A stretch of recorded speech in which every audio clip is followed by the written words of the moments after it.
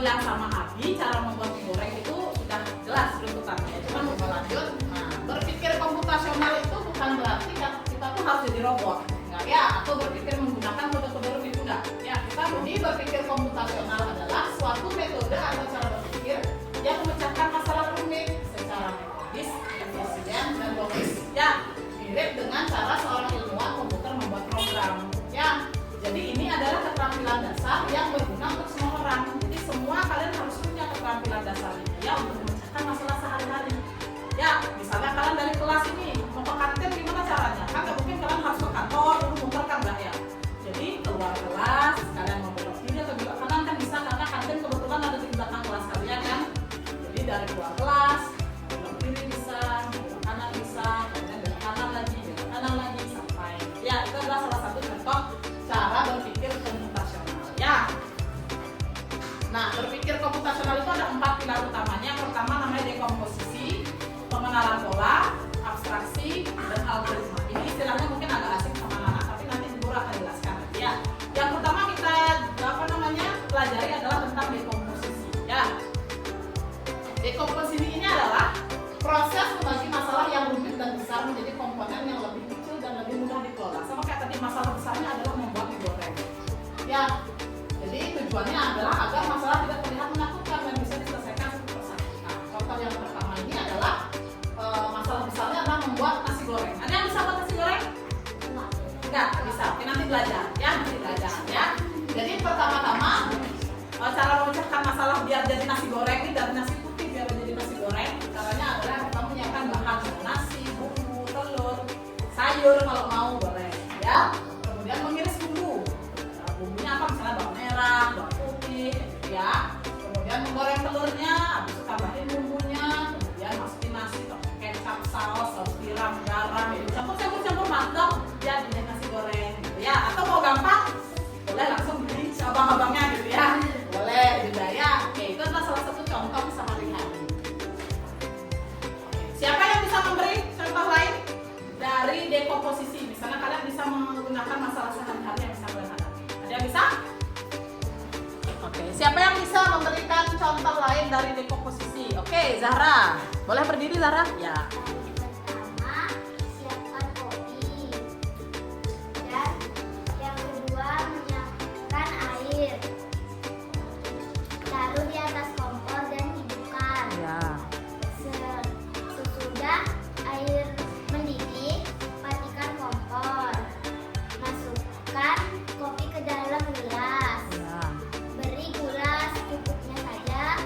Masukkan air, diaduk, lalu dihidangkan. Sudah. Oke, tepuk tangan dulu untuk Zahra. Ya, itu tadi salah satu contoh dari Zahra, yaitu membuatkan kopi untuk ayah. Ya, sudah bagus. Kemudian kita lanjutkan. Nah, tujuan pembelajaran kita hari ini adalah anak-anak akan belajar menulis instruksi logis dan terstruktur menggunakan simbol atau kosakata. Ya.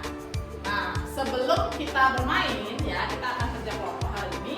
Kalian ada beberapa simbol yang perlu diketahui, yaitu ada tanda panah ke kanan, tanda panah ke kiri, tanda panah naik, dan tanda panah turun. Ya. Nah, sekarang kita coba lihat yang pertama. Nah, ini yang pertama. Ayo bantu lebah mencari sarang. Ini ada tanda panah ya, ada ke kanan, ke kiri, naik, turun. Siapa yang bisa? Silakan, Tasya. Ya, oke. Benar? Nah, berarti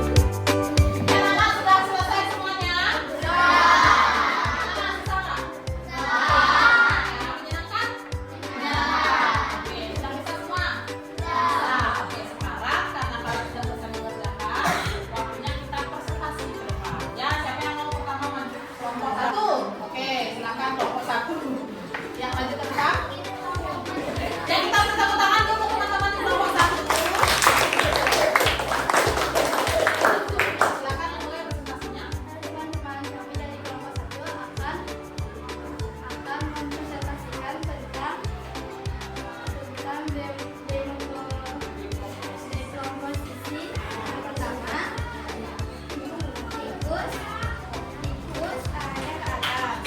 Yang kedua ke arah ke kiri.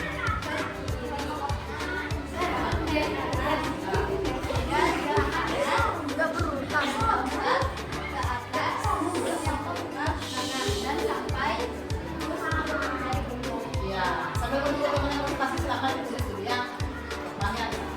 Ya, lanjut. Ya, tepuk tangan untuk kelompok 1. Ayo bantu Nemo mencari Dori. Caranya adalah membuka. Oh, gitu caranya. Oke, sudah silakan berikan tepuk tangan.